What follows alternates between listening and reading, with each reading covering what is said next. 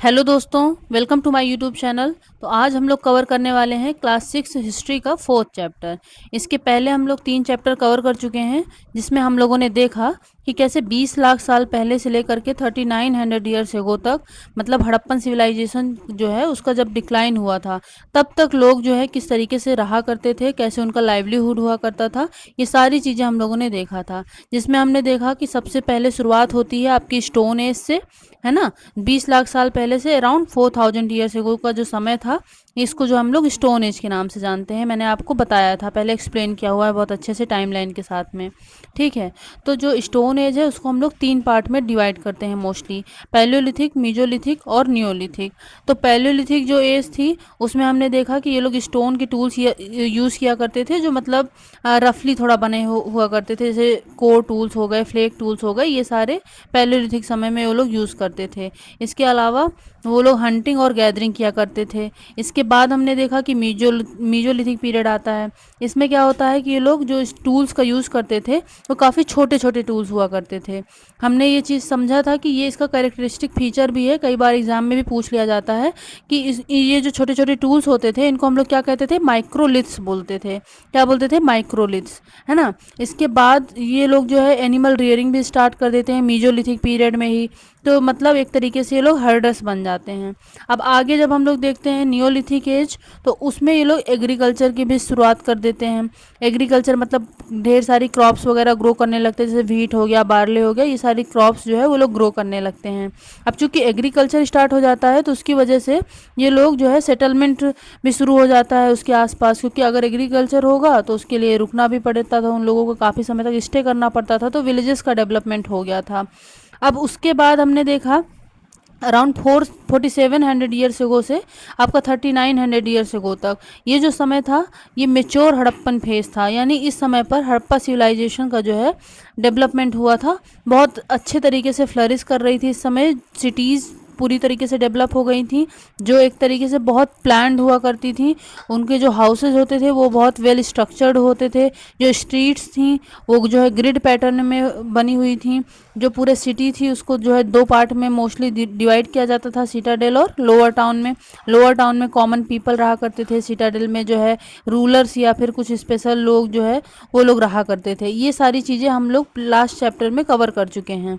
अब इसके बाद जो समय आता है आपका 3900 ईयर्स को, आपने देखा कि हड़प्पा सिविलाइजेशन जो थी उसका जो है डिक्लाइन हो जाता है।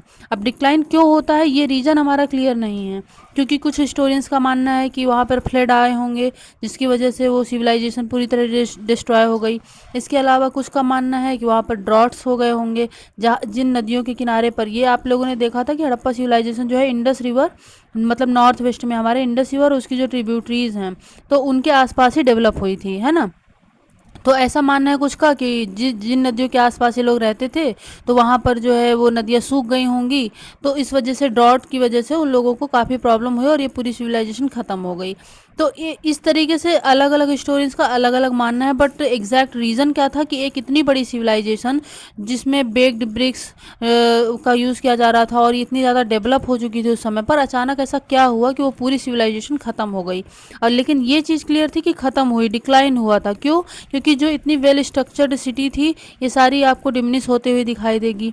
जो ब्रिक्स हैं, मड ब्रिक्स का यूज़ होने लगेगा। उसके बाद जो हाउसेज हैं वो भी काफ़ी ज़्यादा वेल स्ट्रक्चर्ड आपको नहीं दिखाई देंगे। जो स्ट्रीट्स हैं उसमें भी आपको घर दिखाई देंगे। तो इस तरीके से जो है पूरी ये जो सिविलाइजेशन बसी हुई थी वो डिक्लाइन हो जाता है उसका, और एक बहुत नॉर्मल तरीके से लोग रहने लगते हैं, वापस से गांव के तरीके से लोग रहने लगते हैं। अब इसके बाद हम लोग देखते हैं 3500 ईयर्स एगो से आपका 3000 ईयर्स, मतलब यहाँ की ये जो चैप्टर है आपका 4th चैप्टर, इसमें इन्हीं की बात की गई है, what books and burials tell us. अब देखिए यहाँ पर मेंशन किया हुआ है, आप लोग देख रहे हैं बुक्स, है ना। तो अभी तक जो हमने पढ़ा हड़प्पा सिविलाइजेशन तक, तो आपने कहीं नहीं देखा होगा कि यहाँ पर बुक्स के बारे में या रिटन एविडेंसेस के बारे में कुछ दिया है। हाँ, हमने हड़प्पा सिविलाइजेशन में एक चीज़ देखा था कि उसमें जो है आपका पिक्टोग्राफिक जो है स्क्रिप्ट मिली है ना, जो सील्स मिलती थी ऐसी इस तरीके की सील्स हुआ करती थी। उनमें आप लोग देखते थे कि यूनिकॉर्न एक स्ट्रक्चर बना होता था, मतलब कोई एनिमल जो था यूनिकॉर्न बना होता था, और उसमें कुछ पिक्टोग्राफिक मतलब कुछ पिक्चर्स के थ्रू लिखा होता था। मगर प्रॉब्लम ये है कि इसमें क्या लिखा है ये अभी तक डिसाइफर नहीं हो चुका है। तो इसलिए हमको यहाँ पर जो उनकी राइटिंग्स है उनसे हमें कोई पास्ट की जानकारी नहीं मिल पाती है। ठीक, जो वहाँ पर हमको एक्सकेवेशन से और दूसरे ऑब्जेक्ट्स मिले हैं उन्हीं से हम लोगों ने समझा है कि यहाँ पर क्या क्या चीज़ें होती रही होंगी। ठीक, तो अब यहाँ पर बुक्स का मेंशन किया हुआ है, इसका क्या मतलब है? इसका मतलब ये है कि ये पहला ऐसा फेज था इंडियन सब कॉन्टिनेंट में जहाँ पर मतलब चीज़ें जो है कंपोज होने लगी थी, जिसके हमको रिटन एविडेंसेस मिले हैं। तो यहाँ पर हम लोग इस चैप्टर में बात करने वाले हैं ऋग्वेद के बारे में। देखिए 4 वेद होते हैं हमारे, ऋग्वेद, सामवेद, यजुर्वेद और अथर्ववेद। ठीक है, तो जो सबसे पुराना वेद है और सबसे पहला जो हमारा वेद है वो है ऋग्वेद। तो इसी वेद के नाम से इस पूरे 500 जो ईयर्स का पीरियड है इसको हम लोग ऋग्वेदिक पीरियड कहते हैं, या फिर अर्ली वैदिक पीरियड भी कहते हैं। क्यों? क्योंकि जो है 3000 ईयर्स एगो से आपका 2500 जो ये 500 ईयर्स का स्पैन है, तो इसको हम लोग लेटर वैदिक पीरियड बाद में बोलेंगे, क्योंकि जो बाकी के 3 वेद हैं ये इस पीरियड में कंपोज किए जाएंगे। तो इस वजह से इस पीरियड को हम लोग 3500 से 3000 ईयर्स एगो को ऋग्वेदिक पीरियड के नाम से जानते हैं। तो यहाँ पर जो बुक्स मिलती हैं, जो रिटन एविडेंसेस मिलते हैं, तो उसके थ्रू हम इस समय को पूरा समझेंगे कि यहाँ पे सोसाइटी किस तरीके से रहती थी, क्या क्या चीज़ें डेवलप हुई थी। और इसके अलावा जो सेकेंड आपको यहाँ पर टर्म देखने के लिए मिल रहा है इस चैप्टर में वो है बरियल्स। ठीक है, अब यहाँ पर बरियल्स का मेंशन क्यों किया हुआ है और बरियल से हम क्या समझते हैं? देखिए क्या हुआ था कि मैंने आपको बताया था कि जो आप हमारा जो इंडियन सब कॉन्टिनेंट है, तो ज़रूरी नहीं है कि अगर जैसे हड़प्पा सिविलाइजेशन एक तरफ डेवलप हुई है तो हर जगह सिटीज़ का डेवलपमेंट है, नहीं। किसी एक पार्टिकुलर में सिटी डेवलप है तो दूसरी जगह पर आप लोग देखेंगे कि आपको विलेजेस ही देखने को मिलेंगे, कहीं पर आपको हंटर गैदरर्स ही मिलेंगे। तो इस तरीके से जैसे ये हमारा इंडिया हो गया, तो ये जो नॉर्थ वेस्ट आपका पोर्शन है, तो यहाँ पर आपका ऋग्वेदिक पीरियड चल रहा होता था। ठीक है, लेकिन इसी समय जो आपका ये साउथ इंडिया था, उसी पैरेलल टाइम पे यहाँ पर आपको मेगालिथिक पीरियड देखने के लिए मिलेगा। क्या? आपको मेगालिथिक पीरियड देखने के लिए मिलेगा। जबकि आप लोग यहाँ पर देखेंगे नॉर्थ वेस्ट में, तो यहाँ पर आपको मिलेगा ऋग्वेदिक पीरियड, जिसको हम लोग अर्ली वैदिक पीरियड भी बोलते हैं। तो इस तरीके से सेम टाइम पीरियड में अलग अलग जगह पर अलग अलग डेवलपमेंट मिलेंगे। तो ये चीज़ें जो बरियल्स मिली हुई हैं आपको साउथ इंडिया में, इसके अलावा हमको कश्मीर में और नॉर्थ ईस्ट में भी मिले हैं बरियल्स। तो इन बरियल्स से हम लोग समझेंगे कि यहाँ पर लोग किस तरीके से रहते थे, क्या क्या चीज़ें प्रैक्टिस की जाती थी, यहाँ का जो पास्ट था, यहाँ की जो हिस्ट्री थी, उसको हम लोग कंस्ट्रक्ट करने की कोशिश करेंगे। ठीक है, और अब चलिए ठीक है, इसको हम शुरू करते हैं, उसके बाद इसके आगे की जो चीज़ें होंगी वो मैं आपको एक्सप्लेन करूँगी। ठीक, तो चलिए चैप्टर की शुरुआत करते हैं। इस पूरे चैप्टर की शुरुआत होती है कि एक टीचर हैं जो ये सारे बच्चों को पहली बार लाइब्रेरी में लेकर जा रहे होते हैं। उनमें से एक बच्ची मैरी भी होती है। ये सारे बच्चे जब लाइब्रेरी में जाते हैं तो देखते हैं कि बहुत सारे जो है वहाँ पर कबर्ड्स हैं जिसमें ढेर सारी बुक्स रखी हुई हैं, है ना। तो ये जो मैरी है उसकी नज़र पड़ती है कबर्ड पे, जिस पे कई कई सारी पुरानी बुक्स रखी हुई होती हैं। तो उसको खोलने का प्रयास करती है, तो उनके टीचर देखते हैं, उसको बताते हैं कि ये यहाँ पर ऐसी कुछ बुक्स रखी हुई हैं जो डिफरेंट डिफरेंट रिलीजन्स के बारे में बताती हैं। और उन्होंने कहा कि क्या तुम्हें पता है कि हमारे पास वेदों का एक पूरा सेट है ना। कौन कौन से वेद है ये मैंने आपको बता दिया, 4 वेद हैं। तो वही वो उससे पूछते हैं, तो वो सोचती है कि ये वेद क्या होते हैं। तो इसी तरीके से आप लोग भी सोच रहे होंगे। तो चलिए हम इन चीज़ों को समझते हैं कि वेद क्या होते हैं और किस तरीके से इनका डेवलपमेंट हुआ था। तो यहाँ से one of the oldest books in the world, you may have heard about the Vedas, there are 4 of them. 4 Veda हैं, ऋग्वेद, ये देखिए यहाँ पे वही चीज़ दी हुई है, ऋग्वेद, सामवेद, यजुर्वेद और अथर्ववेद। 4 आपको वेद देखने के लिए मिल जाएंगे। फिर उसके बाद the oldest Veda is the Rigveda, सबसे पुराना जो है वो कौन सा है आपका Rigveda, compose about 3500 years ago. कब इसका कंपोज किया गया था? 3500 ईयर्स अगो। अब देखिए यहाँ पर आप लोग एक चीज़ और देखेंगे कि यहाँ जो आपका वेद वगैरह जो कंपोज किए गए थे, ये लिखे नहीं गए थे उस समय पर, इनको रिसाइट किया गया था और इसके बाद जो है क्या करते थे कि रिसाइट करने के बाद लोग जो सुनते थे और उसको मेमोराइज करते थे। तो मतलब एक तरीके से ये प्रैक्टिस में थे और फिर एक लोगों से दूसरे लोग तक ये पास ऑन होते थे और उसके बाद एक जनरेशन टू जनरेशन भी पास ऑन होते थे। लेकिन जो है इनका कोई लिखा नहीं गया था, इनको काफ़ी सेंचुरीज के बाद में लिखा गया है। इसको प्रिंट जो है अभी 200 साल पहले ही किया गया है। ठीक है, तो ये चीज़ आपको दिमाग में रखना है। तो सबसे पुराना आपका वेद जो है ऋग्वेद है, जो कि 3500 ईयर्स अगो कंपोज किया गया है। ये चीज़ आपने यहाँ पे देख ली। The Rigveda includes more than 1000 hymns called sukta or well said. तो ये जो ऋग्वेद है आपका, इसमें 1000 से भी ज़्यादा हिम्स है। हिम मतलब आपका जो मंत्र होते हैं तो वही हिम्स होते हैं। तो हिम्स होते हैं इसमें, इसको हम लोग क्या बोलते हैं, सूक्त। सूक्त का मतलब क्या होता है, वेल सेड। ठीक है, तो यहाँ पे क्या है कि these hymns are in praise of various gods and goddesses. The 3 gods are specially important. ये चीज़ यहाँ पे आप लोग मार्क कर लीजिएगा कि जो है यहाँ पर इस फेज में 3 जो गॉड थे वो बहुत ज़्यादा इंपॉर्टेंस रखते थे। कौन कौन से गॉड थे? पहले हैं अग्नि, ठीक है, दूसरे हैं आपके इंद्र और तीसरे हैं आपके सोम। अब यहाँ पे ये चीज़ मार्क क्यों करना है? मार्क इसलिए करना है कि जैसे जैसे आप टाइम पीरियड में आगे बढ़ते जाएंगे, जब आप अर्ली वैदिक से लेटर वैदिक पीरियड में आएंगे और फिर उसके बाद भी जो आपका पीरियड चलेगा, तो उन सब में जो गॉड्स हैं उनकी इम्पोर्टेंस कभी किसी की बढ़ जाएगी, कभी किसी की घट जाएगी। तो मतलब गॉड्स का जो प्रोमिनेंस है वो घटता बढ़ता रहेगा। तो इस तरीके से हम लोगों को ये चीज़ समझना है कि किस पीरियड में किस गॉड की वैल्यू ज़्यादा थी। जैसे आप ऋग्वेदिक पीरियड में आपने देखा कि ये अग्नि, इंद्र और सोम, ये जो गॉड थे इनको बहुत ज़्यादा वैल्यू दी जाती थी, इनका एक इम्पॉर्टेंट प्लेस था इस टाइम पर। और ये जो हिम्स लिखे जाते थे ये इन्हीं गॉड और गॉडेसेस के प्रेजिंग करने के लिए लिखे जाते थे। अब क्या है, सोम होता क्या है, एक प्लांट है जिसमें से एक स्पेशल ड्रिंक तैयार किया जाता है। These hymns were composed by sages, rishis, priest taught student to recite and memorise each syllable, word and sentence bit by bit with great care.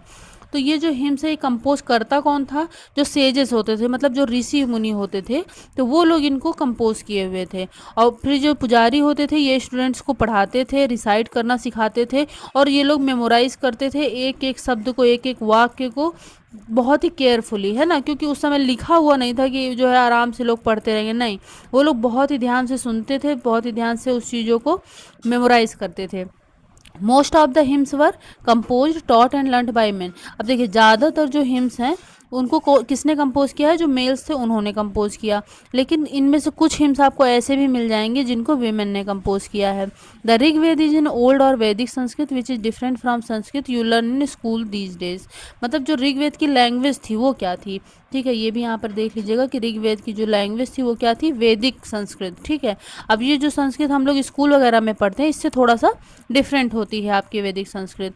तो उस समय जो ये लोग मतलब ऋग्वेद जो कंपोज किया गया था वो वैदिक संस्कृत में ही किया गया था। ठीक, अब यहाँ पर थोड़ा सा डिस्क्राइब किया गया है कि जो हमारी संस्कृत है वो किस फैमिली के अंदर आती है, किस लैंग्वेज जो है ना उसको कई पार्ट में डिवाइड किया गया है, कई सारी इसकी फैमिलीज़ हैं। तो इतना डिटेल में आप लोगों को यहाँ पर नहीं समझना है, बस आप लोगों को ये जानना है कि हमारे जो इंडियन सब कॉन्टिनेंट है और जो आसपास के एरियाज़ हैं वहाँ जो लैंग्वेजेस बोली जाती हैं तो वो किस फैमिली से बिलोंग करती है, इस चीज़ को हम यहाँ पर समझेंगे। जैसे सबसे पहला है आपका कि जो संस्कृत लैंग्वेज है तो वो किस फैमिली से बिलोंग करती है? आपका इंडो यूरोपियन फैमिली से बिलोंग करती है। ठीक है, ये आपको मार्क जरूर कर लेना है क्योंकि एग्जाम में ऑब्जेक्टिव में पूछा जा सकता है। इसके बाद आता है some Indian languages such as Assamese, Gujarati, Hindi, Kashmiri, Sindhi. Asian language, कुछ एशिया की जो लैंग्वेज है कौन कौन सी? पर्शियन। और मेनी यूरोपियन, यूरोप की कौन कौन सी? English, French, German, Greek, Italian, Spanish. ये सारी की सारी किस फैमिली से बिलोंग करती हैं? आपका इंडो यूरोपियन फैमिली से। इसके बाद क्या आता है? They are called a family because they originally had words in common. क्यों इनको फैमिली कहा जाता है? फैमिली इसलिए कहते हैं क्योंकि जो वर्ड्स के ओरिजिन है ना वो मतलब सेम है, इस वजह से इनको एक फैमिली के अंदर ही रखा गया है। जैसे यहाँ पर एक एग्जाम्पल भी दिया हुआ है कि संस्कृत में हम लोग माँ को मातृ बोलते हैं, हिंदी में माँ बोलते हैं और इंग्लिश में मदर बोलते हैं। तो इनका ओरिजिन जो है सेम है, इस वजह से ये जो है एक ही फैमिली के अंदर आते हैं। Other languages used in the sub continent, हमारे यहाँ जो और दूसरी लैंग्वेज बोली जाती हैं जैसे कौन कौन सी? जैसे आप देखेंगे नॉर्थ ईस्ट, हमारे नॉर्थ ईस्ट में जो लैंग्वेज बोली जाती हैं वो आती हैं आपके तिब्बतो बर्मन फैमिली के अंदर। किसके अंदर? तिब्बतो बर्मन फैमिली के अंदर। उसके बाद जो आपका साउथ इंडिया में बोली जाती हैं जैसे तमिल, तेलुगु, कन्नड़ और मलयालम, ये आपकी द्रविडियन फैमिली से बिलोंग करती है। किससे? द्रविडियन। अब उसके अलावा जो आपका सेंट्रल इंडिया हो गया और झारखंड वगैरह का जो रीजन हो गया, यहाँ पर जो लैंग्वेज बोली जाती है ये आपका बिलोंग करती है ऑस्ट्रो एशियाटिक फैमिली से। किससे बिलोंग करती है? ऑस्ट्रो एशियाटिक फैमिली से। ठीक है, तो ये यहाँ पर आपको लैंग्वेजेस का रफली आइडिया दिया हुआ है। इसके बाद देखिए क्या दिया है कि the books we use are written or printed, the Rigveda was recited and heard rather than read. तो आज जो हम लोग बुक्स देखते हैं वो लिखी जाती हैं, उनको प्रिंट किया जाता है, लेकिन जो ऋग्वेद था उसको रिसाइट किया जाता था, बोला जाता था, एंड हर्ड रहता था, और सुना जाता था पढ़ने के जगह पर, है ना। आज तो आप लोग पढ़ते हैं चीज़ों को, लेकिन वहाँ पर तो लिखा हुआ था नहीं, तो वो लोग क्या करते थे? सुनते थे उन चीज़ों को। It was written down several centuries after it was first compose. जब पहली बार कंपोज किया गया था उसके काफ़ी सेंचुरीज के बाद में इसको लिखा गया था। And printed less than 200 years ago, और प्रिंट तो इसको 200 साल पहले से भी कम समय में किया गया था। ठीक है। How historians study the Rigveda. अब जो हिस्टोरियंस हैं वो ऋग्वेद को पढ़ते कैसे हैं, यहाँ पर हम इस चीज़ को जानेंगे। वैसे तो आप लोग देखते हैं कि जो आर्कियोलॉजिस्ट हैं, हमारे हिस्टोरियंस हैं, वो क्या करते हैं? एक्सकेवेट करते हैं, वहाँ से जो ऑब्जेक्ट मिलते हैं, जो रिमेन्स मिलते हैं, जो भी मटेरियल्स मिलते हैं, उससे जो है हमारे पास्ट को, जो हमारी हिस्ट्री है, उसको रिकॉन्स्ट्रक्ट करने की कोशिश करते हैं। लेकिन इसके अलावा जो हमको रिटन एविडेंस भी मिलते हैं इन हिस्टोरियंस को, तो उसको भी ये लोग एक तरीके से एग्जामिन करते हैं और समझने का प्रयास करते हैं कि उस समय पर चीज़ें किस तरीके से हुआ करती थी। Some of the hymns in the Rigveda are in the form of dialogues. अब क्या देखा जाता है कि ऋग्वेद में जो कुछ हिम्स हैं तो वो डायलॉग के फॉर्म में। डायलॉग फॉर्म मतलब कन्वर्सेशन हो रही हो जैसे दो लोगों के बीच में। तो this is part of one such hymn, a dialogue between a sage named Vishvamitra and two rivers Beas and Sutlej that were worshipped as goddesses. तो यहाँ पर जो है एक एग्जाम्पल आपको दिया हुआ है नेक्स्ट पेज में, जिसमें विश्वामित्र और दो रिवर्स ब्यास और सतलज, जिनको जो है गॉडेसेस माना जाता था, तो उन लोगों के बीच में कन्वर्सेशन दी हुई है। ठीक है, तो वो एक तरीके से आपका जो है एग्जाम्पल है, तो उसको हम लोग समझ लेते हैं कि उसमें क्या दिया हुआ है। लेकिन उसके पहले हम लोग एक चीज़ और देखेंगे। यहाँ पर हमको कश्मीर में एक ये रिटन एविडेंस मिला है। ये क्या, किस चीज़ का है? ये आप लोग देखेंगे कि तो ऋग्वेद का मैन्युस्क्रिप्ट मिला है। ठीक है, और मैन्युस्क्रिप्ट क्या होते हैं ये मैंने आपको फर्स्ट चैप्टर में ही समझा दिया था कि जो पाम लीफ या फिर बर्च जो हिमालयाज़ में आपको मिलता है, ये ट्री, तो उसकी बार्क जो छाल होती है ना, तो उस पर लिखा जाता था, तो इसी को हम लोग क्या बोलते थे? मैन्युस्क्रिप्ट। तो हमको एक मैन्युस्क्रिप्ट मिली है ऋग्वेद की, कहाँ पर? कश्मीर में मिली है 150 साल पहले। ठीक है, ये किस लिए? It was prepare one of the earliest printed text of the Rigveda as well as in English translation. It is now preserved in a library. आज की डेट में इसको महाराष्ट्र पुणे में प्रिजर्व किया गया है। तो ये उसी का देखिए, आपको इसके इंग्लिश ट्रांसलेशन वगैरह भी हुआ है, वही सब इसमें एक्सप्लेन कर रहा है। तो ये आप लोग देख लीजिए, एक मैन्युस्क्रिप्ट है ऋग्वेद की। ठीक, इसके बाद हम लोग देखते हैं कि विश्वामित्र और जो हमारी रिवर्स थे उनके बीच में कन्वर्सेशन क्या होती है। अब देखिए, इसमें कन्वर्सेशन में आप लोग देखेंगे कि विश्वामित्र जो है रिवर से बोल रहे होते हैं कि आप लोग नीचे आइए, माउंटेन से जो है नीचे आइए। किस तरीके से? दो स्विफ्ट हॉर्सेस की तरह, मतलब घोड़ों की तरह। और किसकी तरह? Two shining cows that lick their cow, और जो है दो जो है चमकती हुई गायों की तरह जो अपने बछड़े को प्यार कर रही होती है, लिक कर रही होती हैं, उस तरीके से, है ना। अब उसके बाद क्या है? You move like chariots. आप किस तरीके से मूव करते हैं? सी पे, जैसे समुद्र पे रथ चल रहा हो उस तरीके से। किसके पावर से? इंद्र के पावर से। ये सारी चीज़ें कौन बोल रहा है? विश्वामित्र बोल रहे हैं इन नदियों से। You are full of water and wish to unite with one another. आप लोग वाटर से फुल हैं पूरी तरीके से और एक दूसरे में मिलना चाहती हैं। अब रिवर्स क्या बोलती हैं कि हाँ, हम जो वाटर से पूरी तरह फुल हैं, हम लोग कौन से रास्ते पर चलते हैं? जो भगवान ने हमारे लिए बनाया है, और एक बार अगर हम फ्लो करना स्टार्ट करते हैं तो हमको रोकना जो है पॉसिबल नहीं है। तो why do you pray to us O से, तो आप ऋषि हमसे जो है प्रे क्यों कर रहे हैं? तो विश्वामित्र बोलते हैं कि O sisters please listen to me, the singer who has come from a distance with his chariots and carts, let your water not rise above our axles so that we can cross safely। अब वो उनसे क्या बोलते हैं कि ये मतलब अपनी बात कर रहे हैं कि मैं बहुत दूर से जो आया हूँ चैरियट्स और कार्ट्स ले करके, तो प्लीज़ आप लोग जो है क्या कीजिए कि अपने जो वाटर है, आपका जो वाटर है, उसको मेरे जो कार्ट का एक्सल्स मतलब जो रथ के पहिए होते हैं ना, तो उससे जो है ऊपर ना जाने दीजिए, ताकि मैं इन रिवर को जो है सेफली क्रॉस कर लूँ। तो द रिवर्स क्या बोलती हैं? We will listen to your prayers so that you can cross safely. तो ठीक है, हम आपकी प्रेयर सुनेंगे और आपको जो है क्रॉस करने देंगे रिवर्स के थ्रू, सेफली। तो अब यहाँ पर इस तरीके की कन्वर्सेशन है। अब देखिए यहाँ पर आपको क्या क्या चीज़ें इंपॉर्टेंट मिल रही हैं। देखिए एक चीज़ आपको मिल रहा है हॉर्सेस। अब हॉर्सेस में क्या इंपॉर्टेंट है, हॉर्सेस में इंपॉर्टेंट चीज़ ये है कि ऋग्वेद के समय में अगर वो रिवर्स का कंपैरिजन कर रहे हैं हॉर्सेस से, इसका मतलब है क्योंकि जो रिवर्स है उनको गॉडेसेस मानते हैं वो लोग, है ना। तो अब अगर उनको कंपैरिजन कर रहे हैं वो लोग हॉर्स से, मतलब हॉर्स उस समय वैल्यूएबल रहे होंगे। इसके अलावा काऊ से भी कर रहे हैं, मतलब वो काऊ जो है वो भी उस समय पर बहुत ही इंपॉर्टेंट प्लेस रखती रही होंगी। उसके अलावा आप लोग देखेंगे कि इंद्र, जो गॉड इंद्र हैं, उनका भी अच्छा खासा इंपॉर्टेंस था। इसके अलावा आप लोग क्या देखेंगे कि रिवर्स का मेंशन है, मतलब ब्यास और आपका सतलज, ये इंडस की ट्रिब्यूटरीज हैं, इनका मेंशन है। इसका क्या मतलब निकलेगा कि ये जो ऋषि थे तो ये उसी मतलब जो प्लेस है नॉर्थ वेस्ट वाला, जो हमारा जो ये ट्रिब्यूटरीज के आसपास का, जो इंडस रिवर के आसपास का जो एरिया है, तो वही कहीं रहते रहे होंगे, तभी इन चीज़ों का मेंशन है। तो ये सारी चीज़ों से हमको समझ में आता है कि जो है पास्ट में, हिस्ट्री में, ऋग्वैदिक पीरियड में ये सब चीज़ें कैसे हुआ करती थी। ठीक, historians point out that hymn was compose in the area where this rivers flow, जहाँ पर ये रिवर बहती थी तो ये सेज वहीं रहा करते थे, वहीं उन्होंने इसको कंपोज किया होगा इन हिम्स को। और they also suggest that the sage lived in a society where horses and cows were valued animals. और जो है इसीलिए इन्होंने रिवर को कंपेयर किया हॉर्सेज और काउ से। उसके बाद जो है आप लोग देखेंगे कि अदर रिवर्स जैसे कि इंडस और उसकी जो ट्रिब्यूटरीज हैं, इन सब का मेंशन किया गया है कई बार, और सरस्वती रिवर का भी। तो इससे क्या पता चलता है कि ये लोग सब इसी एरिया में रहा करते थे। जो ऋग्वेदिक सोसाइटी थी तो आपका इंडस रिवर के आसपास ही रहा करती थी।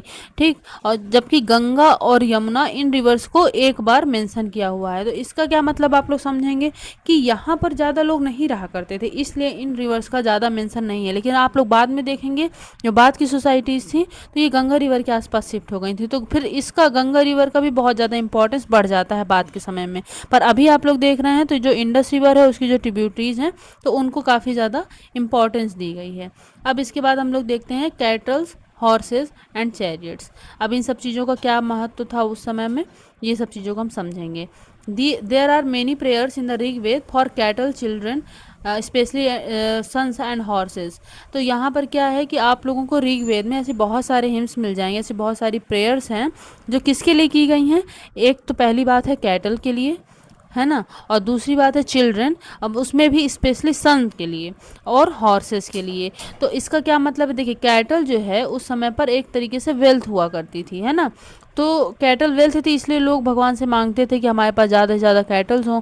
इसके अलावा चिल्ड्रन में जो है स्पेशली सन की डिमांड करते थे और हॉर्सेस को मांगा करते थे।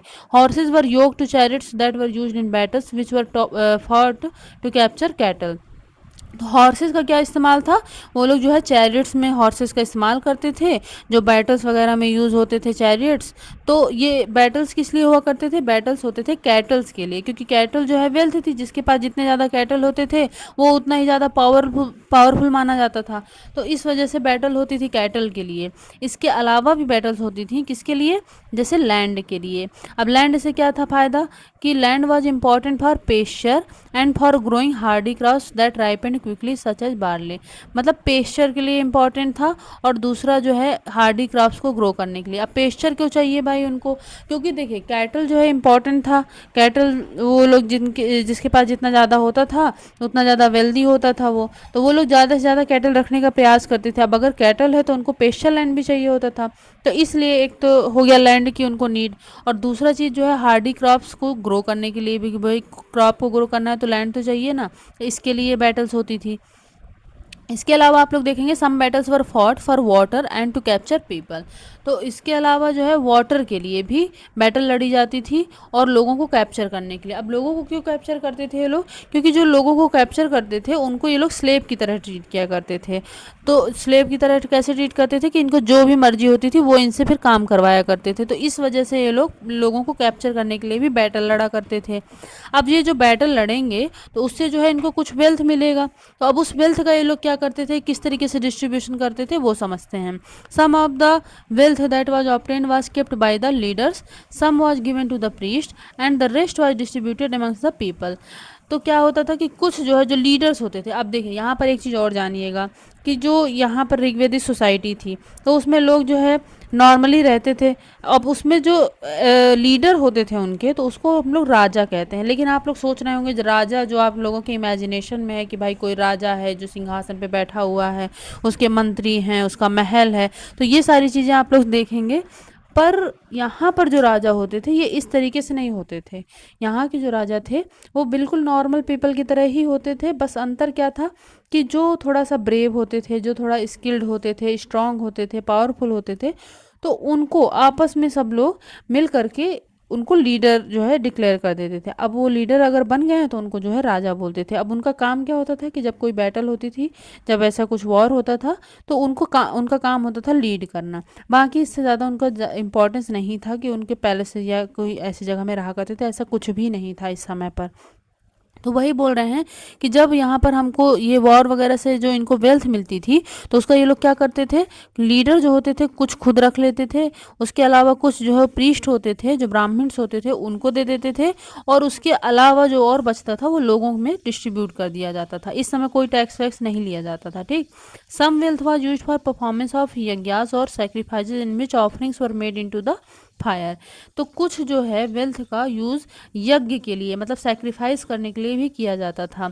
उस समय पर यज्ञ होते थे। जो फायर था ना, तो उसको जो है मीडियम माना जाता था लोगों के बीच का, मतलब पीपल और गॉड के बीच का मीडिएटर जो था वो फायर को समझते थे, इसलिए यज्ञ होते थे। अब यज्ञ में जो है ये लोग क्या क्या चीज़ें इंक्लूड करते थे, घी होता था, ग्रेन होता था, और कुछ में एनिमल्स भी मिले, मतलब एनिमल सैक्रिफाइस भी इस समय पर प्रैक्टिस की जाती थी। और ये सारे किसके लिए होते थे, गॉड्स और गॉडेसेस के लिए। Most main took part in these Wars. ज़्यादातर लोग जो है जो में लोग होते थे पार्टिसिपेट करते थे। क्यों? क्योंकि इस समय पर कोई भी रेगुलर, कोई भी स्टैंडिंग आर्मी नहीं होती थी। ठीक है। But there were assemblies where people met and discussed matters of war and peace. लेकिन उस समय पर असेंबली हुआ करती थी, जहाँ पर लोग मिलते थे, डिस्कशन करते थे, क्या, matters of war and peace, मतलब वॉर जो है उसका जो क्या मैटर है, कैसे करना है, और जो है पीस कैसे करना है। तो ये सारी चीज़ें जो है आपस में लोग डिस्कस किया करते थे। They also chose leaders who are often brave and skillful warriors. ये तो मैंने आपको बता दिया। अब यहाँ पर आया है कि वर्ड्स टू डिस्क्राइब पीपल, जो मैंने आपको एक्सप्लेन किया है कि राजा बोलते थे ये सारी चीज़ें, तो ये यहाँ पर हम लोग समझेंगे। There are several ways of describing people in terms of the work they do, the language they speak, the place they belong to, their family, their communities and cultural practices। मतलब लोगों को डिस्क्राइब करने के लिए कई तरीके हो सकते हैं। जैसे कौन कौन से, कि वो कौन सा काम करते हैं, दूसरा वो कौन सी लैंग्वेज बोलते हैं, तीसरा वो कौन सी प्लेस से बिलोंग करते हैं, कौन सी फैमिली से बिलोंग करते हैं, कौन सी कम्युनिटी से बिलोंग करते हैं, और उनकी कल्चरल प्रैक्टिसेस किस तरीके से हैं। इन सब रीजन के बेसिस पर जो है पूरा सोसाइटी को, लोगों को डिस्क्राइब किया जाता था। Let us see some of the words used to describe people found in the Rigveda. तो ऋग्वेद में जो लोग मिलते थे उनको कैसे डिस्क्राइब किया जाता था, ये देखते हैं। There are two groups who are described in terms of their work. Work के बेसिस पर कैसे डिस्क्राइब किया गया था, एक तो होते थे प्रीस्ट होते थे, जो समटाइम्स कॉल्ड ब्राह्मण्स, जो ब्राह्मण्स भी कहा जाता था उनको, who performed various rituals and the rajas. तो पहले देखिए जो बहुत सारे रिचुअल परफॉर्म किया करते थे, तो वो उन्हें हम क्या कहते थे, प्रीस्ट या फिर ब्राह्मण्स। और जो दूसरे थे वो कौन थे, राजा। राजा का क्या काम था, लीड करने का काम था बैटल्स वगैरह में। तो ये काम के आधार पर, उनके वर्क के आधार पर दो पार्ट में, दो ग्रुप में डिवाइड किया गया था। These rajas were not like the ones you will learning about later. They did not have capital cities, palaces or army, nor did they collect taxes. तो इस समय के जो राजा थे, तो ना ही उनकी कोई कैपिटल सिटी होती थी, ना ही उनके पास महल थे, ना उनके पास कोई स्टैंडिंग आर्मी थी, और ना ही वो लोग टैक्स लिया करते थे। ठीक। तो ये जो राजा हम लोग बाद में पढ़ेंगे, तो इनसे काफ़ी अलग होते थे। Generally sons did not automatically succeed fathers as rajas. यहाँ पर यह भी चीज़ ज़रूरी है कि आप लोग देखेंगे कि जो राजा का बेटा है वो राजा नहीं बनता था इस समय पर। ये चीज़ें बाद में सब आएंगी। क्यों? क्योंकि वो लोग आपस में, जो ब्रेव होता था, जो स्ट्रांग होता था, उसको लीडर चूज करते थे। तो इससे कोई मैटर नहीं करता था कि उसका बेटा ही राजा बनेगा। जो स्ट्रांग होता था उसी को लोग लीडर बनाते थे अपना। Two words were use to describe the people और the community as a whole. जो पूरी कम्युनिटी थी उसको डिस्क्राइब करने के लिए दो वर्ड्स का यूज़ किया जाता था। कौन कौन से? पहला जो था वो था जन। ठीक है। आज भी लोगों को क्या बोला जाता है? Jan. Which we still use in Hindi and other languages. The other was vish. दूसरा शब्द क्या था आपका? विश। तो the word vaishya comes from vish, you will learn more. देखिए क्या है, जो जब हम लोग आगे देखेंगे तो पूरी सोसाइटी को चार जो है वर्ण में डिवाइड किया गया था, 4 वर्ण। कौन कौन से? ब्राह्मण, क्षत्रिय, वैश्य और शूद्र। तो जो आपका थर्ड है वैश्य, तो उसमें जो वैश्य वर्ड की ओरिजिन है वो विश वर्ड से ही होती है, ठीक है। सेवरल विश और jan are mentioned by name. Rigveda में आपको कुछ मेंशन मिलेगा विश और जन का, जैसे एग्जाम्पल के लिए यहाँ पर दिया हुआ है पुरुजन, इसके अलावा भारत जन, और तीसरा आपको देखने को मिलेगा यदुजन, ठीक है। यदुवंश जैसे देखते हैं ना, तो वैसे यदु जन और vish. Sometimes the people who compose the hymns describe themselves as Aryas. जो लोग हिम्स को कंपोज किया करते थे तो वो लोग खुद को क्या बोलते थे? आर्य, आर्यास बोलते थे ना, आर्य, आर्य कहते हैं ना, तो आर्यास बोलते थे। एंड कॉल्ड देयर अपोनेंट्स दासाज और दस्युस। तो क्या जो उनके अपोनेंट्स थे उनको वो लोग क्या कहते थे? दास या फिर दस्यु, ऐसे बोलते थे। इन्हीं को बाद में ये लोग स्लेव्स कहते थे, और इनको जो है इन्फीरियर दिखाते थे, खुद को सुपीरियर मानते थे। These were people who did not perform sacrifice. जो ये दास होते थे, दस्यूज होते थे, ये सेक्रीफाइसेस वगैरह परफॉर्म नहीं किया करते थे। And probably spoke different languages, और अलग लैंग्वेज बोला करते थे। Later the term dasa and the feminine dasi came to mean slave.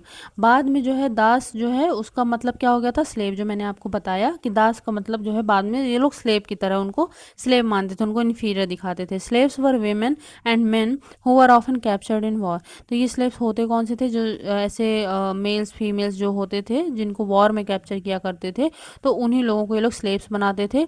And they were treated as the property of their owners who could make them do whatever work they wanted. ठीक है, तो उनसे वो लोग वो सारे काम कराया करते थे जो कि मतलब वो लोग चाहते थे, क्योंकि उनको स्लेव की तरह ट्रीट करते थे। इसके बाद क्या देखेंगे? While the Rigveda was being composed in the north west of the subcontinent there were other developments elsewhere, let us look at some of these. ठीक है, तो ऋग्वेद जो है नॉर्थ वेस्ट में आपका कंपोज किया गया था सब कॉन्टिनेंट के, ये तो मैंने आपको पहले एक्सप्लेन कर दिया है। There were other developments. अब इसके अलावा कुछ अदर डेवलपमेंट्स भी थी, अब उसको देखते हैं। अदर डेवलपमेंट्स का यहाँ पर क्या मतलब है? अदर डेवलपमेंट्स का मतलब है कि यहाँ पर बात की गई है मेगालिथिक पीरियड की, जो मैंने आपको बताया है साउथ इंडिया में, है ना। साउथ इंडिया में जो मैंने अभी आपको एक्सप्लेन किया कि यहाँ पर मेगालिथिक पीरियड होता था, तो मतलब यहाँ पर जो ग्रेव्स थे, जो बरियल्स थे, वहाँ पर अब ये होता, इसको मेगालिथ बोलते क्यों, चलिए मैं ये भी आपको एक्सप्लेन कर दे रही हूँ। कि जो आपका साउथ इंडिया था वहाँ पर आपको मिलेंगे बरियल्स, ग्रेव्स जो होती थी, ठीक है। तो ये लोग क्या करते थे कि इन जो ग्रेव्स थी इनको मार्क करने के लिए ये लोग इस्तेमाल करते थे जो बड़े बड़े बोल्डर्स, जो बड़े बड़े मतलब पत्थर होते थे, तो उनको जो है वो लोग ग्रेव्स के चारों ओर रख दिया करते थे, ठीक है। तो उससे क्या होता था कि उससे इन लोगों को पता रहता था कि जो बरियल है वो कहाँ पर है। तो इस तरीके से ये बड़े बड़े बोल्डर्स का यूज़ करते थे, इस वजह से इसको हम लोग बोलते हैं मेगालिथ। क्या बोलते हैं? मेगालिथ। इस वजह से हम लोग बोलते हैं मेगालिथ, ठीक। तो अब हम देखते हैं कि these stone boulders are known as megalith, literally big stone. देखिए वही चीज़ दी हुई है कि big stone. These were carefully arranged by people and were use to mark burial site. Burial site को मार्क करने के लिए जो है यूज़ किया जाता था इनको। अब इसके बाद क्या है कि the practice of erecting megalith began about 3000 years ago. ये इसका टाइम पीरियड अगर आप लोग देखेंगे तो क्या मिलेगा? टाइम पीरियड आपको मिलेगा लगभग 3000 साल पहले का। 3000 साल पहले ये चीज़ शुरू हुई थी। And was prevalent through out the Deccan, south India, in the north east and Kashmir, ठीक। तो यहाँ पर ये चीज़ आप लोग ध्यान देंगे कि साइट इसकी कौन कौन सी। देखिए मैं आपको यहाँ पे बता देती हूँ कि आपको देखने के लिए मिलेगा। ये देखिए आपका ये अब हमारा इंडिया का जो है मैप हो जाएगा। मैं बहुत ही रफ स्ट्रक्चर बना रही हूँ, तो बस आपको एक्सप्लेन करने के लिए। यहाँ पर आपका जो है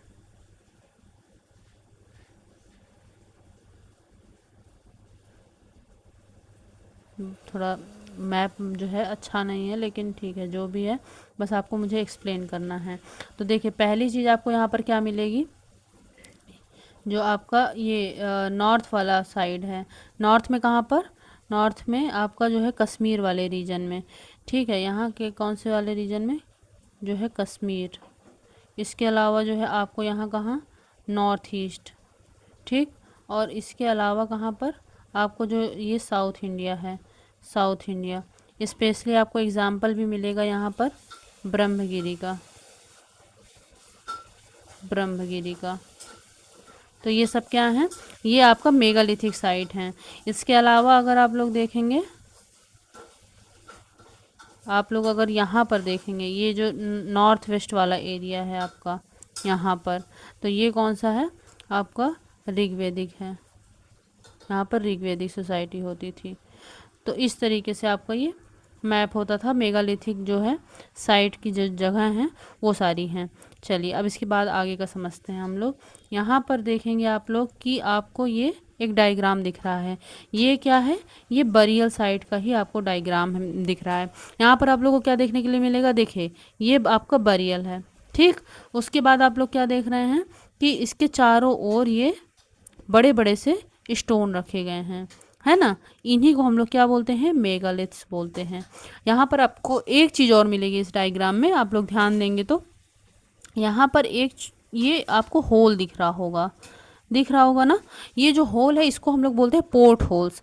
इनका यूज़ किस लिए किया जाता था, देखिए क्या होता था कि एक हमको आगे हम पढ़ेंगे भी कि ये जो बरियल साइट्स होती थी ना, तो यहाँ पर केवल एक ही स्केलेटन नहीं मिला, कई सारे स्केलेटन साथ में मिले हैं। तो इससे क्या जो है प्रिज्यूम किया गया है कि जो एक ही बरियल साइट होती थी तो वहाँ पर कई सारे जो बॉडीज़ होती थी, फैमिलीज़ की ही होती होंगी शायद, तो उनको जो है एक ही जगह पर बरी कर दिया करते थे। तो जब एक ही जगह पर ये लोग बरी करेंगे तो अंदर एंट्री कैसे करेंगे, तो उसी एंट्री करने के लिए ही ये यहाँ पर पोर्ट होल्स बनाए जाते थे, ये एंट्री पॉइंट हुआ करते थे। और इसीलिए शायद ये लोग मार्क भी करते होंगे ये जो मेगालिथ से है, ताकि उनको पता रहे कि उनका जो है बरियल है किस जगह पर।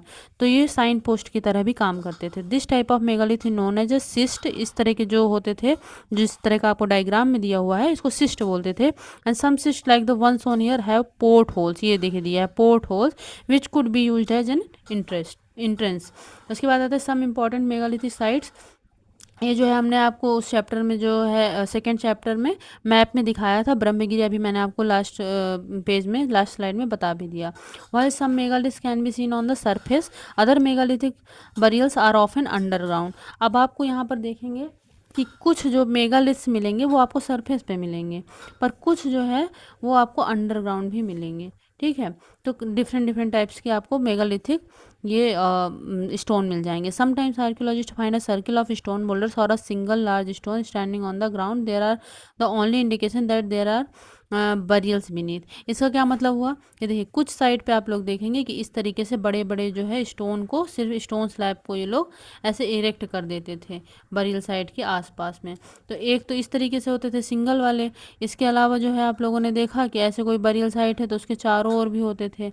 इसके अलावा एक चीज़ और होता था कि जैसे कोई बरियल साइट है उसमें अंडरग्राउंड में भी बड़े बड़े पत्थर लगा दिए जाते थे। तो इस तरीके से अलग अलग टाइप से बरियल साइट में इन मेगालिथ्स का यूज़ किया गया था। All these burials have common features. Generally, the dead were buried with distinctive pots which are called black and red ware. अब क्या है कि ये जो बरियल थे इसके साथ साथ हमको कुछ पॉट्स मिले हैं, तो इन पॉट्स को हम लोग क्या बोलते हैं, ब्लैक एंड रेड वेयर, ठीक है, ब्लैक एंड रेड वेयर, ठीक। यहाँ पर जो पॉटरी होती थी वो कैसी होती थी, ब्लैक एंड रेड वेयर होती थी। जब आपने हड़प्पन सिविलाइजेशन में देखा था तो वहाँ पर रेड पॉटरी होती थी, उसमें ब्लैक कलर से डिजाइन बनाई जाती थी, ठीक है। यहाँ पर ब्लैक और रेड कलर की आपको पॉटरी देखने के लिए मिल रही है। Also found are tools and weapons of iron. अब यहाँ पर सबसे ज़्यादा इंपॉर्टेंट अगर कोई चीज़ है तो वो यही है, क्यों, क्योंकि यहाँ पर आयरन मतलब इस टाइम पीरियड में आपको आयरन मिलने लगा है। क्या, इस टाइम पीरियड में आपको आयरन जो है मिलने लगा। जब आप लोग देखेंगे हड़प्पा सिविलाइजेशन में, वहाँ पर आपको कॉपर मिला था, टिन मिला था, ब्रॉन्ज, गोल्ड, सिल्वर, ये सारी जो मेटल्स हैं आपको मिली थी, लेकिन आयरन तब तक नहीं मिला था। अब यहाँ पर जो है आयरन मिलेगा। जब आयरन होगा तो फिर आयरन की वजह से ही लेटर वैदिक पीरियड में बहुत सारे आपको डेवलपमेंट्स दिखाई देंगे, जिसमें जनपद आएंगे, महाजनपद आएंगे। तो इसलिए आयरन का बहुत इंपॉर्टेंट रोल है, तो ये याद रखिएगा। Sometimes skeletons of horses, horse equipments and ornaments of stone and gold, ये सारी चीज़ें आपको कहाँ मिली हैं, बरियल साइट पे मिली हैं। जो ग्रेव्स हैं उसमें मिला है, क्या मिला है, आयरन के टूल्स मिले हैं, स्केलेटन ऑफ हॉर्सेस, हॉर्सेस के स्केलेटन और हॉर्स के जो इक्विपमेंट्स होते हैं वो सब मिला है, और जो है हमको स्टोन और गोल्ड ये सब की ज्वेलरी भी मिली है, ऑर्नामेंट्स मिले हैं। यहाँ पर आप लोगों को डायग्राम में भी दिखाया गया है कि ये जैसे हॉर्स के इक्विपमेंट्स हैं। इसके अलावा आप लोग देखेंगे कि ये आपका टूल है ना, ये देख दिया हुआ है, और ये एक्सेस हैं, हॉर्स इक्विपमेंट्स हैं। तो ये सब चीज़ें आपको डायग्राम में भी शो की हुई हैं कि किस तरीके से बरियल साइट पे हमको चीज़ें मिला करती थी। ठीक, चलिए आगे बढ़ते हैं कि finding out about social differences. अब देखिए हम इन बरियल्स के थ्रू सोशल डिफरेंसेस होते थे कि नहीं होते थे, इस चीज़ पे पहुंच कैसे सकते हैं। देखिए मैं आपको एक्सप्लेन करती हूँ। अब आप लोग अगर देख रहे हैं कि एक बरियल है जिस पर आपको बहुत सारे गोल्ड के ऑर्नामेंट्स, सिल्वर ऑर्नामेंट्स मिल रहे हैं, बहुत ही जो प्रीशियस स्टोन्स है, प्रीशियस मेटल्स हैं, ये सारी चीज़ें आपको मिल रही हैं, बहुत सारे पॉट्स मिल रहे हैं।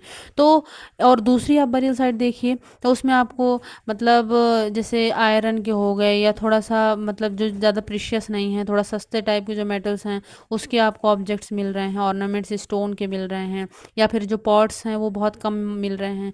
तो क्या आपको इससे समझ में आएगा कि अगर जिसके पास बहुत ज़्यादा जिसकी बरियल साइड में चीज़ें मिल रही हैं, इसका मतलब कि शायद वो वेल्दी रहा होगा, शायद वो रिच पर्सन रहा होगा, या फिर किंग रहा होगा, राजा जिसको हम कहते हैं, या फिर कोई इन्फ्लुएंशियल पर्सन रहा होगा। लेकिन जिसके ग्रेव में बहुत कम चीज़ें मिली हैं तो वो शायद थोड़ा सा पुअर रहा होगा। तो इस तरीके से हमको बरियल साइड से सोशल डिफरेंसेस का भी पता चलता है।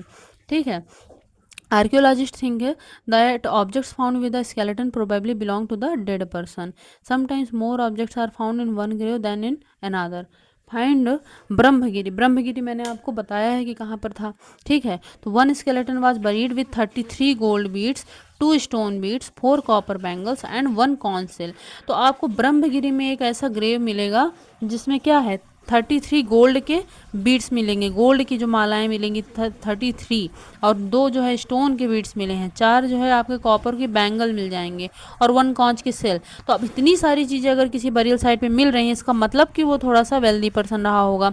एंड अदर स्केलेटन्स है ओनली अ फ्यू पॉट्स, जबकि दूसरे जो स्केलेटन्स हैं उनके पास बहुत ही कम पॉट्स मिले हैं। These find suggest that there was some difference in status among the people who were buried.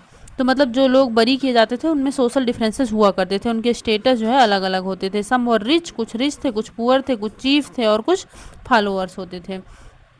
इसके बाद क्या है कि were some burial spots means meant for certain families. मतलब क्या फैमिलीज से भी इसका कोई रिलेशन था? हाँ था। क्या था देखिए समझते हैं। Megaliths contain more than 1 skeleton. तो मेगालिथ्स में जो है एक से ज़्यादा स्केलेटन हुआ करते थे। These indicate that people perhaps belonging to the same family were buried in the same place though not at the same time. अब क्या ये इंडिकेट करता है कि जो लोग थे जो शायद एक ही फैमिली से बिलोंग करते रहे होंगे, उन लोगों को एक ही जगह पर बरी कर दिया जाता था, पर सेम टाइम में नहीं। भाई जब जिसकी डेथ होगी तभी उसको बरी किया जाएगा ना, तो सेम टाइम में नहीं, पर एक ही बरियल साइट पर बरी कर दिया जाता था। The bodies of those who died later were brought into the grave through the port holes, है ना, पोर्ट होल्स के थ्रू। जो बाद में जो कोई जिसकी भी डेथ होती थी तो उसको पोर्ट होल्स के थ्रू लेकर के जाते थे और उसी जगह पर, सेम जगह पर बरी कर दिया करते थे। स्टोन सर्कल्स और boulders placed on the surface probably served as sign post to find the burial site. तो यही है जो मेगालिथ्स है, इनका यूज जो है साइन पोस्ट की तरह किया जाता था कि बरियल साइट उनको मिल सके, so that people could return to the same place whenever they wanted to. अब मतलब जब उनकी इच्छा हो तो वो जो है सेम प्लेस पर जा सकें। अब इसके बाद एक स्पेशल बरियल है जो हमको इनाम गांव में मिला है, इसलिए इसको स्पेशली अलग से हेडिंग बनाकर दिया हुआ है। अब इनाम गांव कहाँ पर है? इनाम गांव आप लोग देखेंगे कि ये जैसे हमारा साउथ है, ये जो महाराष्ट्र है, महाराष्ट्र में इस जगह पर आपको क्या मिलेगा? इनाम गांव। ठीक है, तो देखिए it is a site on the river घोड़। अब ये चीज़ यहाँ पर आप लोग याद रखिएगा कि ये एक साइट है कौन सी रिवर पर? घोड़ रिवर पर, जो किसकी ट्रिब्यूटी है? भीमा रिवर की ट्रिब्यूटी है। भीमा की ट्रिब्यूटी है घोड़, जिस रिवर के पास में ये आपको साइट मिलेगी इनाम गांव। It was occupied between 3600 and 2700 years ago. ये मतलब इसका टाइम पीरियड दिया है कि 3600 से 2700 ईयर्स अगो की बात है। Here adults were generally buried in the ground. यहाँ पर एडल्ट को जो है ग्राउंड में बरी कर दिया जाता था। Laid out straight with the head towards the north. तो कैसे बरी किया जाता था? जो है यहाँ का कॉमन फीचर था कि जो हेड होता था, जो आपको हेड मिलेगा वो नॉर्थ डायरेक्शन में होता था, और जो लेग्स होते थे वो आपके साउथ डायरेक्शन में होते थे। इस तरीके से जो है ये ग्रेव्स बनाई जाती थी। ठीक है, ये चीज़ आप लोग ध्यान दीजिएगा कि ऐसे होता था। अब इसके बाद क्या दिया है कि sometimes burials were with in the houses, vessels that probably contain food and water were placed with the dead. अब देखिए एक चीज़ आपको यहाँ पे और इम्पॉर्टेंट मिलेगी कि कुछ बरियल्स आपको मिल जाएंगे घरों के अंदर ही, मतलब ये लोग घरों के अंदर ही लोगों को दफना दिया करते थे। और दूसरी चीज़ क्या है कि वेसल्स जो हैं, जो शायद जिसमें फूड होता होगा, वाटर होता होगा, ये सब भी डेड बॉडी के साथ रखे जाते थे। इसका मतलब कि वो लोग बिलीव करते रहे होंगे कि डेथ के बाद भी कोई लाइफ है जिसमें उनको खाने की पीने की सब की ज़रूरत पड़ेगी, तो उसके लिए ये लोग ये सारी चीज़ें रख दिया करते थे। One man was found buried in a large 4-legged clay jar in the courtyard of a 5-roomed house, one of the largest houses at the site। तो क्या बोल रहे हैं कि हमको इनाम गांव में एक ऐसी साइट मिली है, एक जिसमें एक बरियल है, जिसको एक क्ले का जार है जिसमें 4 लेग्स है, मतलब एक चौकोर सा जार है, उस जार के अंदर उस डेड बॉडी को रखा गया है। और उसके बाद उस घर के ही आंगन में, वो घर कितना है जिसमें 5 रूम है, मतलब इतना बड़ा जो मतलब घर बना हुआ है। उस समय पर ये यूनिक फीचर था क्योंकि इतने बड़े बड़े घर नहीं होते थे। इसके पहले जब हड़प्पा सिविलाइजेशन में देखे वहाँ पर होते थे, लेकिन उसके बाद से इतने बड़े घर मिलना बंद हो गए थे। तो ये एक यूनिक फीचर था कि इतने बड़े घर में, घर के आंगन पे एक हमको इस तरीके का ग्रेव मिला हुआ है, बरियल जो है मिला हुआ है, the centre of the settlement. ठीक है। This house also had a grain, इस हाउस में आपको ग्रेनरी भी देखने के लिए मिल जाएगी।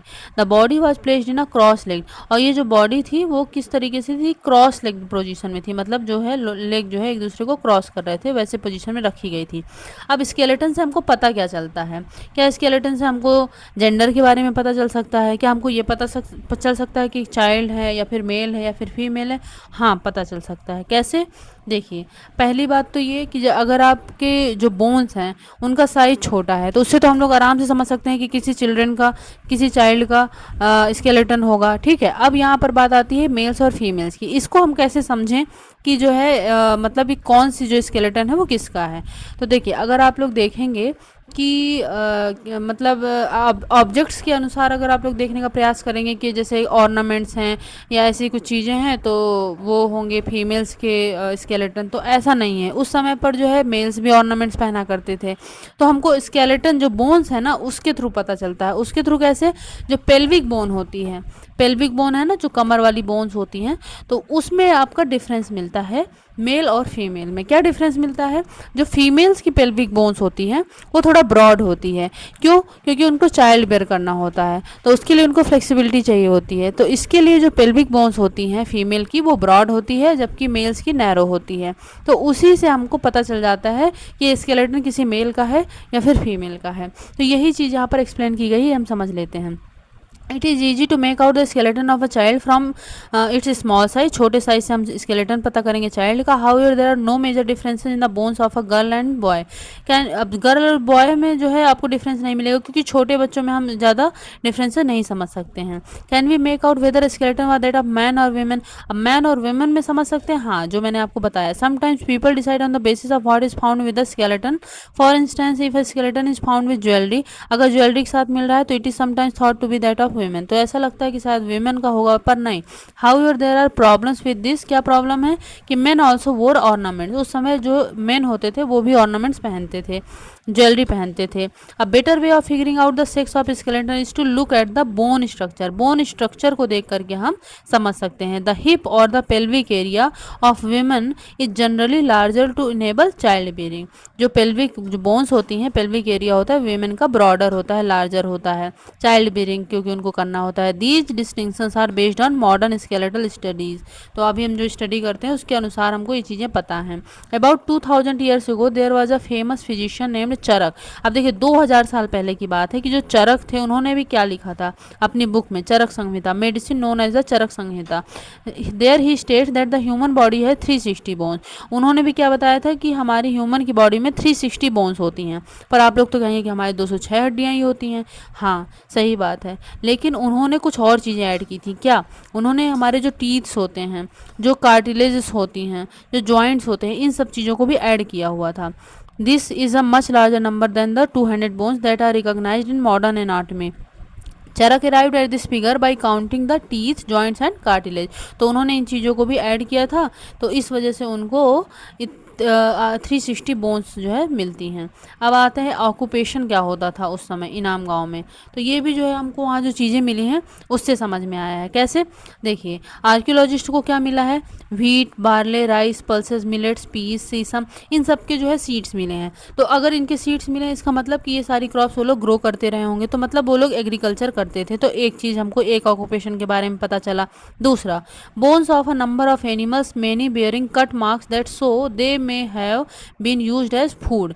मतलब इसका क्या है कि देखिए, हमको जो है कई सारे एनिमल्स की बोन्स मिली हैं जिनमें कट मार्क्स मिले हैं। तो अब कट मार्क्स तो जो है अगर कोई जनरली किसी की नेचुरल डेथ होगी किसी एनिमल की तो हमको नहीं मिलेंगे।